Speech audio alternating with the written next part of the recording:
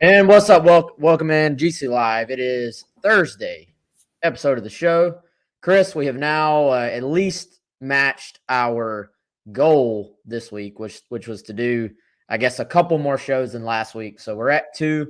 Who knows? If something crazy happens tomorrow, maybe we'll be at 3. But I wanted to hop in. Mostly going to be recruiting talk. That's kind of what's going on right now, I would say, as far as South Carolina athletics, South Carolina football goes. Big win for men's basketball, by the way, yesterday. Women's basketball game today. But we sort of honestly leave that talk to Kyle and Taylor, to Mike Uva. They do a fantastic job covering those programs on the day-to-day. Chris and I much more dialed into football and football recruiting. And football recruiting going into signing day next week is sort of the major topic of conversation for today. Coaches on the road again. This is week 4 of the contact period for them. Signing day next week, frankly, not really what it used to be. For the most part, you're talking about kind of transfer recruiting and, during the last few weeks. And, of course, just getting a start on underclassmen, class of 2023, class of 2024, and getting rolling there. So before we go any further, got to tell you about our good buddy Clint Hammond. He is our presenting sponsor right here on GC Live. Clint is, of course, the branch manager of the Columbia Mortgage Network, NMLS number 71597.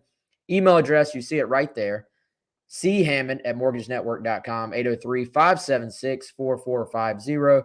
If you're in the market for a new home or maybe you want to refinance and see what's available out there, interest rates are starting to go up again, by the way. So if you want to lock them in, if you've been thinking about refinancing, you want to lock them in before they go any higher. Now, I think that's all that stuff is above my pay grade, above my head, but I did see that they're going up. So if you want to lock them in, give Clint a shout. He can talk you through that entire process. ClintHammond.com. Chris, what's up, man? Man, it has been a busy time. You mentioned signing day. Almost a footnote, right? We've talked about that a lot since the early signing period instituted in 2018. February used to be the Christmas. It has been reduced to, I don't know, what's a second, third tier holiday? I don't want to offend anybody, so I won't pick one. But it has been reduced. And now, you look at South Carolina and the hay is largely in the barn, right? Because even some guys that haven't been announced as part of a signing day per se, they're on campus, they're enrolled in school, and we know who those transfers are. So a couple spots left. Could something happen before Wednesday? Maybe, but not going to be quite as much activity on the signing day front, but nonetheless busy. You're right. Big win last night. Crew is continuing to do a great job covering those sports. I'm glad that we're able to do a second show this week. Started to miss the people on GC Live. So thanks to everyone for bearing with us. We've been super, super busy getting some cool stuff ready for Gamecock fans, but glad to be back here for sure. Matthew says, I'm going to start plugging Clint Hammond before I talk to anyone about the Gamecocks, even in person. First of all, great Facebook photo there, Matthew, with Debo. Debo having a big season, I would say. Obviously, big games lately, but really the entire season. Debo's been awesome. Shout out Debo. I hope he gets back to the Super Bowl, man. He's been really, really cool. Would love to get Debo on the show, man. That would be. We're gonna effort that. That would be clutch. Debo is pretty big time now, right? Like Debo. Our chances have gone down a little bit. Yeah, we should have done that a couple of years ago, I feel like. But yeah, shout out Matthew. That's a great. Tell everybody you know. I love that about Clint Hammond. You know how, because when we go out, when we see people with us, even our friends, or sometimes, since we started doing this show, it's awesome. I think more people come up to us, and from now on, when they're like, "Oh man, I hate to ask you a Gamecock question, but I got to ask you this," I'm gonna say, "Oh no," I always say, because I'm always like, "No problem, man. I love doing it." And I'm gonna be like, "Well, first, hold on. Have you thought about refinancing? Because if you haven't, you should." You need to have something in your pocket, and you just pull out a Clint Hammond thing, and you just hold it over your head when you start talking about Carolina. He's got that new picture graphics. Yeah, in-person ads. I think we've now hit on. Matthew, email us. Let's get this thing started. In-person ad agency. Matthew, good stuff. Awesome. Peter says he would love to see Debo on the show. I would love for him to be on the show too. I actually talked to Debo back. This is when like quarantine was like a big, like it first started when COVID was a big thing.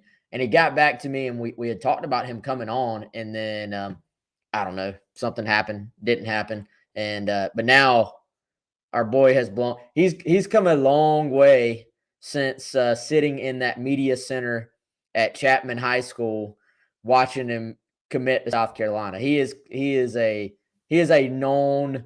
worldwide known star now. I brought that up on the Ask Chris thread on the Insiders Forum the other day. Somebody asked me something about like a cool recruiting story or something, and that was the first one that popped in my head was Debo. You know, actually, no, they asked me what I remembered about his recruitment, right? Because they're like, well, who all was involved? And it was, of course, just App State and UNC, and South Carolina jumped in late. And I said that was my main memory of going from that. And Debo was super nervous, right? Like not a big media guy, just kind of sitting there with a smile on his face, really quietly answering some questions after he committed. And then you contrast that to like, what was it, after his junior year, Wes? We're milling around at camp and he's walking around looking at highlight videos of himself, you know, making big plays in the indoor facility. And now what he's doing with the Niners. So really cool just to watch his growth, you know, as a player and certainly how big he's become. Yeah. Debo's one of, and he, you know, when we would see him at camp, he was always cool. Now he was not on the level he is now as far as stardom goes, but he still was just hanging around like just the other guys, you know, and would come by, would say hello. I do, one of my not favorite, but one of my memories about Debo is just when during that early part of his career, before he was really getting on the field and he had dealt with injuries, he was sort of getting acclimated. You know, it wasn't until, was that the end of his redshirt freshman season that was Spurrier's last year that he had the big game against Clemson when Sean Elliott was the coach. That's right. You know, and then he had obviously some injuries along the way. Like there were issues as far as staying on the field. But I remember in one of our team reports, it was like a Carolina Confidential or something, I had posted that people watching practice sometimes mistook Pharaoh Cooper and Debo Samuel, because this was at the time Pharaoh Cooper was the best player on the offense, certainly the best wide receiver. And I remember somebody jumped all over me and was like, this is a bunch of homer crap. Like, don't build up a guy who's never played, blah, you know, and you know, when we hear stuff like that, sometimes it works out. Sometimes it's, you know, it ends up not working out on the field. But I was like, I always think back, I'm like, all right, whoever told me that nailed that evaluation. And then some, you know, like it wasn't just he was as good as Pharaoh. He's, you know, arguably the best South Carolina receiver, at least in some time as far as transitioning to the NFL. So I'm excited for Debo, man. It's been fun to see him play running back. We always would say he looks like he's a wide receiver in a running back's body, or you'd hear people say when he gets the football in his hands, he becomes a wide receiver, or he becomes a running back, excuse me. Yep. Now we're seeing the Niners just say, screw it. We're just going to hand it to him. And we're seeing he quite literally can be I would say, upper level NFL running back. Yeah, I mean, he's a big problem. His vision is what really stands out, right? Because of the way that the Niners are able to get him into space, you know, credit to them and their offensive staff for, you know, thinking of that. You know, you would think like, oh, what a novel idea. Get the ball to your best player, but it's not as easy as that. And people don't always do that. And they're not always as creative in doing that, but he's just got such a unique skill set. I mean, this guy, Debo, really, he doesn't really make sense. You know, like he has huge hands for his size, you know, like he's got tight end sized hands. So obviously the ball skills and everything. And then in space, like you said, he does become a running back. He's got great vision. He runs through tackles. He runs through contact. He just has that knack. And so he's a really unique player. And I think he kind of embodies like a new age offensive football player because he's not just a one-trick pony. He's not just a wide receiver. Like, he can do so many different things for you. So his growth has been awesome to watch. There are a lot of coaches in high school in the upstate and other places that are sitting here right now going, I tried to tell everybody that this is exactly what this kid would be. And he's grown even from that. But if you watched him play in high school, he was a heck of a player then too.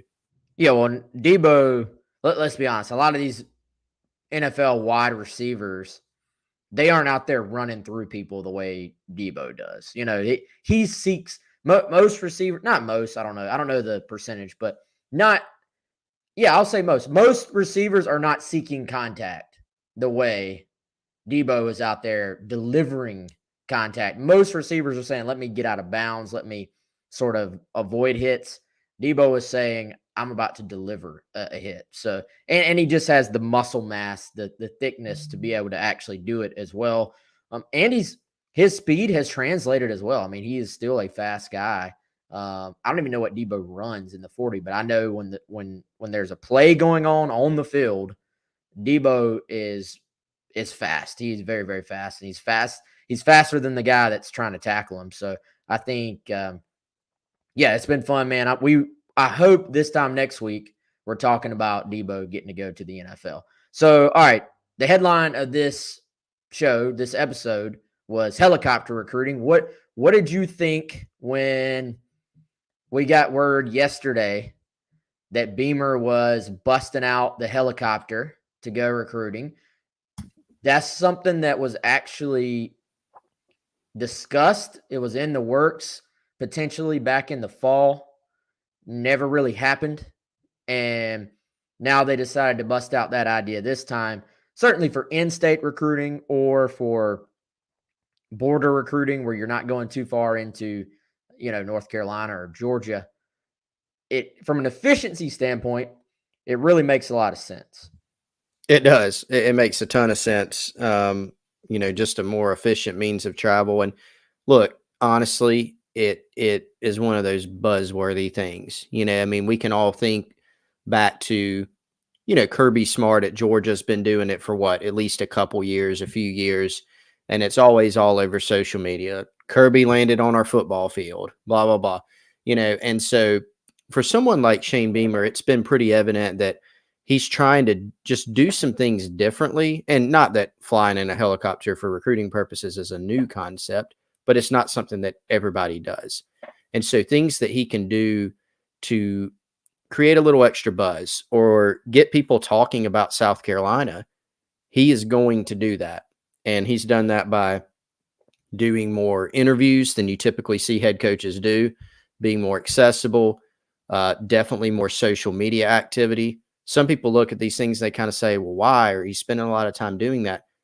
It's getting people talking about South Carolina. And for a program that wants to enhance its brand and kind of continue getting itself out there among prospects, among fans, and even just in the regional and the national media, it's a good idea to do it. And so I think this is, look, yeah, the efficiency of it, but it's also something that gets people talking, and it makes an impression on prospects and coaches, at the high school and on the fan base. So I think it was a sharp, good idea by Shane Beamer to do it. Yeah, certainly, like you said, has generated some buzz and then allows for some efficiency in getting around these schools as well. And man, they've been all over the place. We've tried to do a pretty good job of letting our subscribers know what high schools the coaches are dropping in on.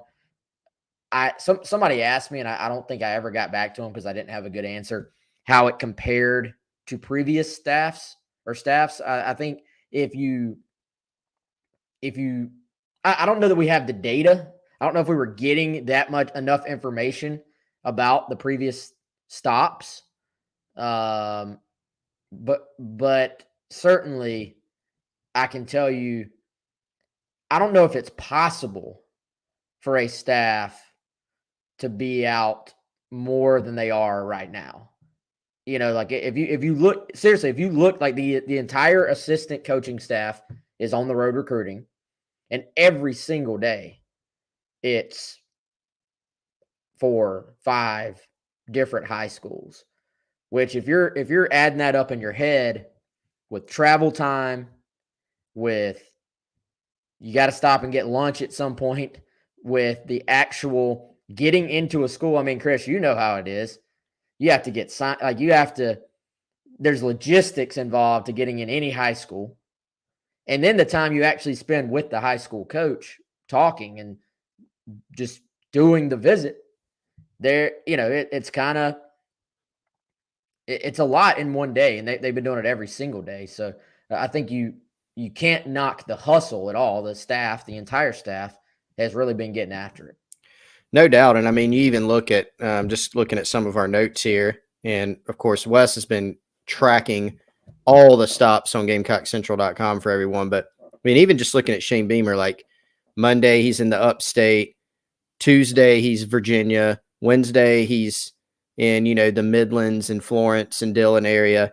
And then today he's Eastern North Carolina, then back to Raleigh area, and then all the way up to Philly, right? So definitely, and then, back to on tomorrow, he'll be making some DMV stops. So all over the place, no doubt. And look, we know that South Carolina geographically, you look at where they're stopping, they're not flying a bunch of dudes out to California and things like that, right? Like, not going to do that.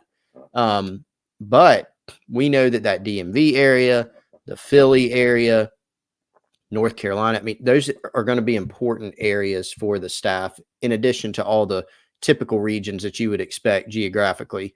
You think of, I mean, I mentioned North Carolina, but that's an area South Carolina needs to do better on, but it also makes sense geographically. So in-state, North Carolina, Florida, Georgia, you expect that, but the staff is devoting a good bit of time to hitting schools in that DMV region, up in Philly. So, interesting and a lot of activity for sure, whether it's on the chopper or in planes or in cars. They're kind of covering all of it. Yeah, they are. And junior days every Saturday as well. Official visits coming up this weekend. That there haven't really been as many official visits the last couple of weeks. That was more going into the early signing period, but certainly the number of juniors they've gotten on campus for junior days is telling. And basically for these guys, they're on the road 5 days during the week. Then they get back.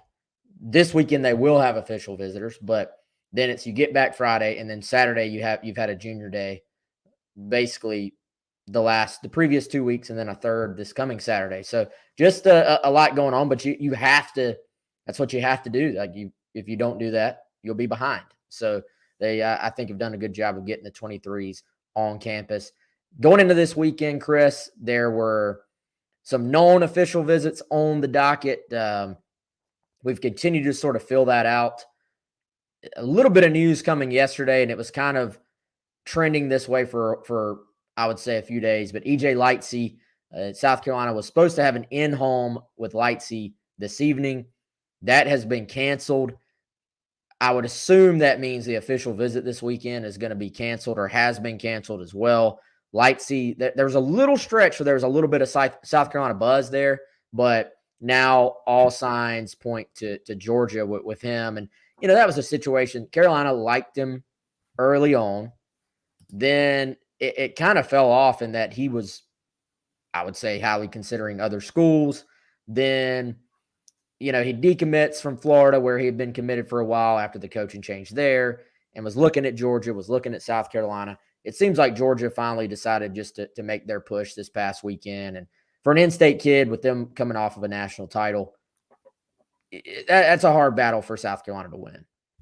It is. It's one of those things that's kind of understandable. And, Georgia's been recruiting well under Kirby Smart. They're going to continue to clean up. And right now, the reality is they're at a stage where, they're not.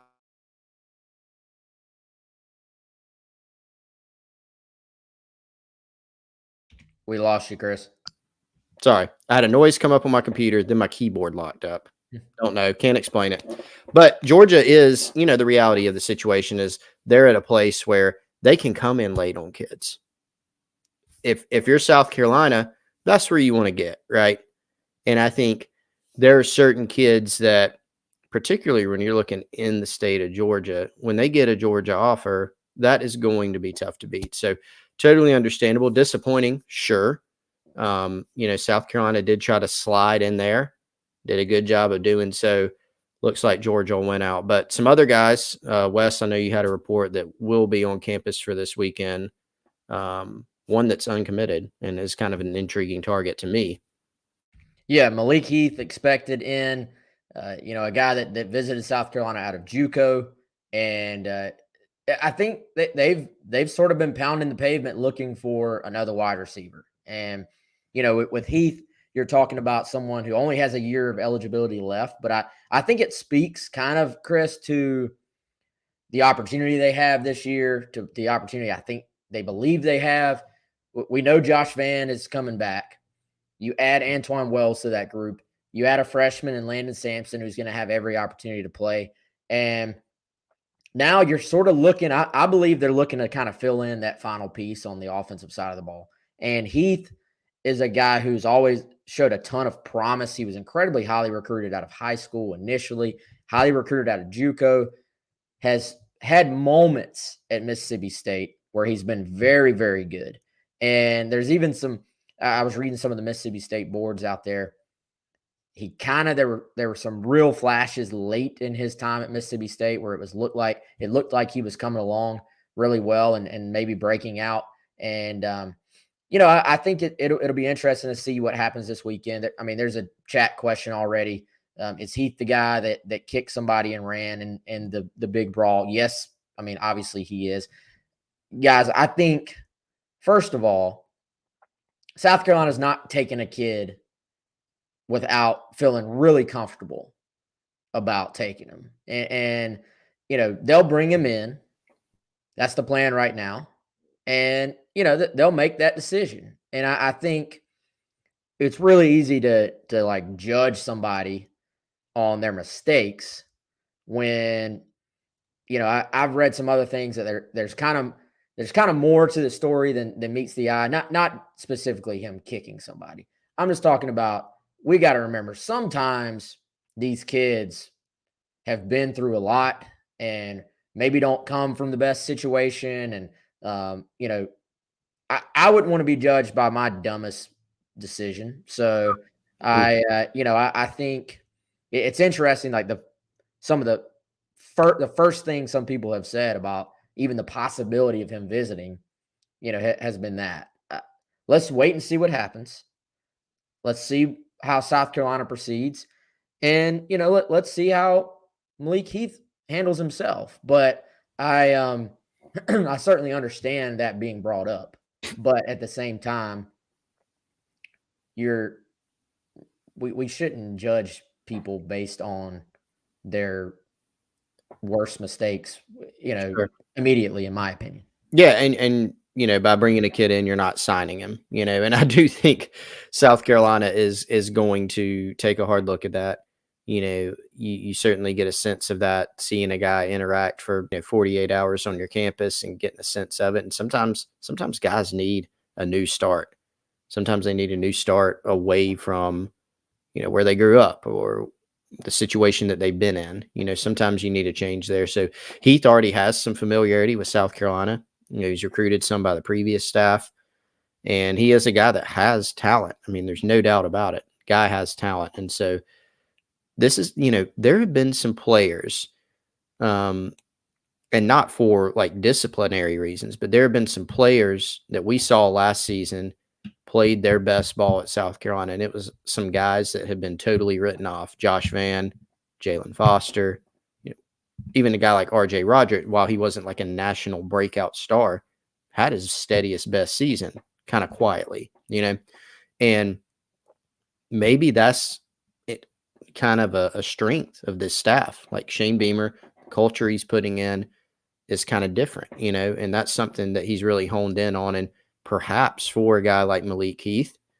maybe that's a good thing. Maybe that's a guy you can bring in and it helps him and it helps your team because he is a talented guy and he plays a neat position. But they'll be able to feel that out throughout the process, and especially in person this weekend.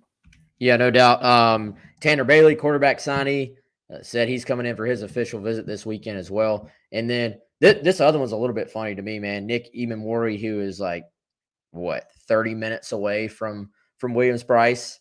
It didn't dawn on me until I think Jessica Jackson tweeted when he signed, she tweeted something that like it clicked in my head. And I was like, wait, he never took his OV. So Nick telling Gamecock Central, telling Kendall Smith that he would be on campus this weekend for his visit as well. So a couple of guys, it's kind of random when guys are already signed, but take their official visit. But you're still allowed your visit, even if you've already signed, you're still allowed.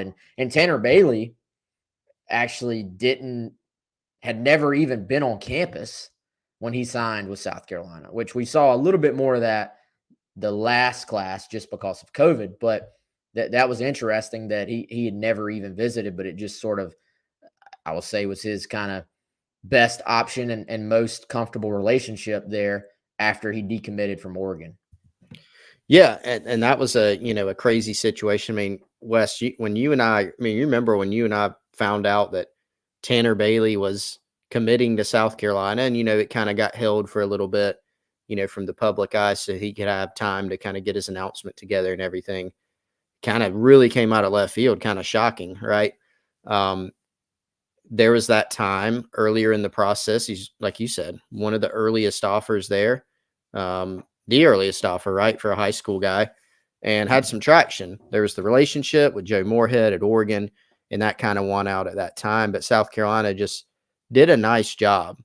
And I think one thing that I have noticed with Shane Beamer is, on the relationship front, he's never been, when he was an assistant at South Carolina, Georgia, Oklahoma, Virginia Tech, wherever, and now he's not going to be a guy who's going to go scorched earth when a guy goes somewhere else, right? He's going to keep the relationships. And that's even more important now in transfer portal recruiting too. When you look at that, that's hugely important because some guys you miss on, they may be calling you in a year or 2 or 3. So it's important to keep those relationships. While there wasn't a ton with Tanner Bailey when he was committed to Oregon, he was all about Oregon. Things were shut down. It's not like he was shopping around, but a situation changed. What did he go back to?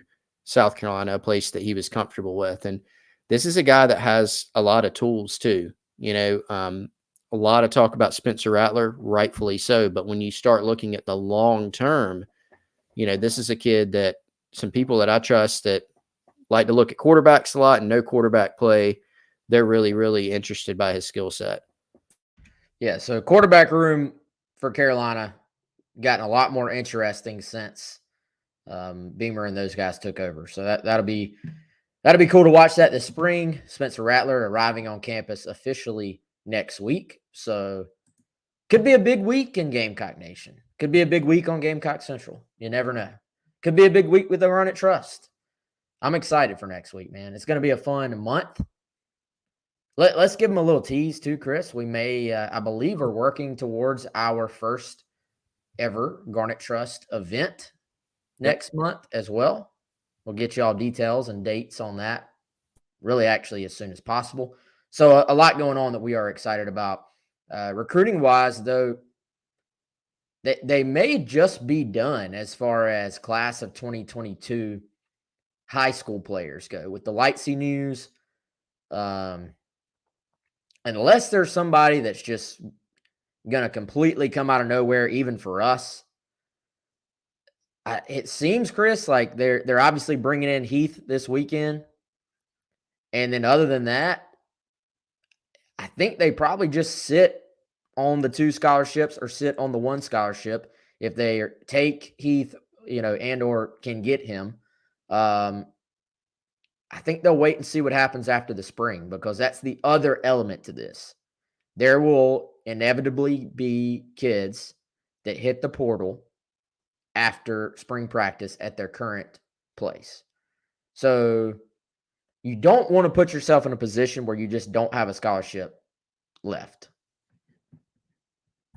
Yeah, no, you're exactly right. I mean, you got that, and you got the aspect of Shane Beamer and his staff, in the recruiting office navigating the overall 85 number too. So, a lot of people thought about, well, max out those numbers, no matter what, you get 32 this year because they've had 7 transfers, you get up to 32, max it out. They may do that if it makes sense. But for each of those guys you take, you got to bear in mind that right now, as things stand, they're going to be substantially over that 85 scholarship limit. Now, it'll work itself out after the spring. This is no secret. I mean, you expect that there are going to be more guys that move on, clear out some more roster space, get back to that 85, but it's going to be close, Wes. And so the staff has to bear that in mind. They're not approaching it as, we got 2 more spots. Let's find a guy that maybe can help, plug him in. No, they're going to need to be convinced that it's a guy that can definitely help, whether it's 1 year or for multiple years in the future. So like you said, we do anticipate that unless something pops up in high school, probably going to be a portal guy. There's a few positions that make sense. Receiver, which is obviously Heath. If an O lineman pops up, something like that, maybe a linebacker, or just a really good player at some position, and you got to take another look, right? But they do have to bear that in mind, that they do have an overall scholarship limit to look at as well. Yeah, if it's me, man, I think you take a really, really hard look at just after the spring, best available player. I mean, if there's a guy out there, I don't care what position he plays, but he shows you some interest and he's at just instant, immediate impact, I think you owe it to yourself again, if you have the overall room to try and bring him in, to try. And you never know what guy might hit the portal that has some connection either to your state, to your school, to our current coach, to one of your players. Maybe he's got a former high school teammate on your team. Maybe another Oklahoma guy hits the portal after the spring after seeing the way the current staff does things. So, you don't really – now, don't get me wrong. If 2 absolute studs called South Carolina tomorrow and were like, hey, we want to be Gamecocks, you probably have to find a way to take them. But otherwise, you don't really want to like handcuff yourself on being able to do that either. So I think lots to manage if you're a head football coach in the SEC at all times, but certainly now in the transfer portal era that we have found ourselves in. Peter says, what happens if for some reason you don't get to 85?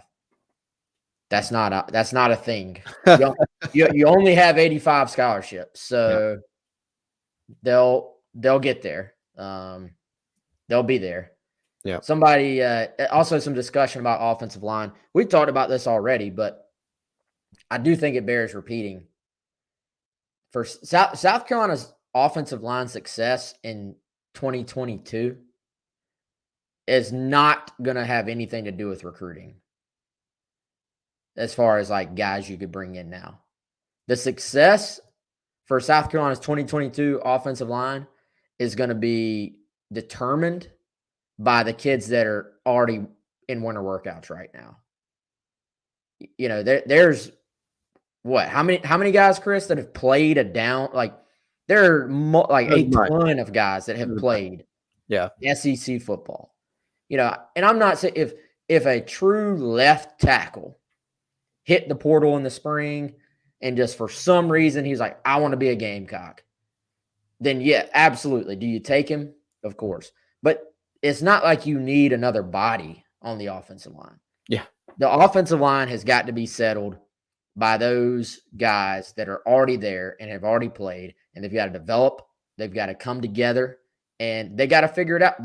That's where the success of that group will be determined, in my opinion. Yeah, and it's great to talk about, 2023 O-line recruiting. Obviously, they need to restock, get better, add numbers in that class, and hit your targets. And they added 3 that the staff seems to be pretty happy with in this class too, right? But they're not counting on 3 of those guys to come in and play substantial snaps or certainly start this year. Probably not even counting on one of them, really, to come in and play.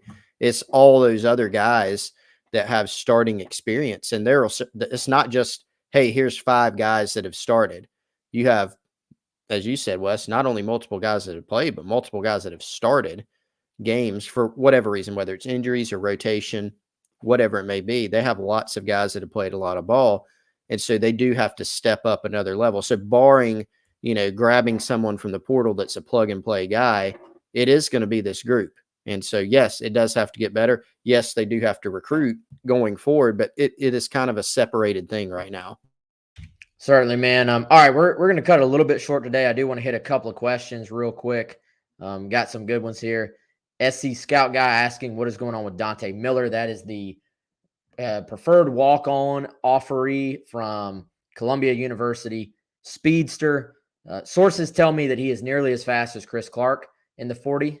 So what, 4.25 is what people talk about with this kid? I mean, here's the thing.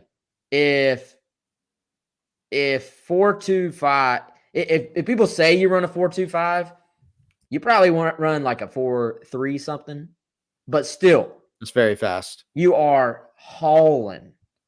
I think the Gamecocks got a pretty good shot here, honestly. Preferred walk-on.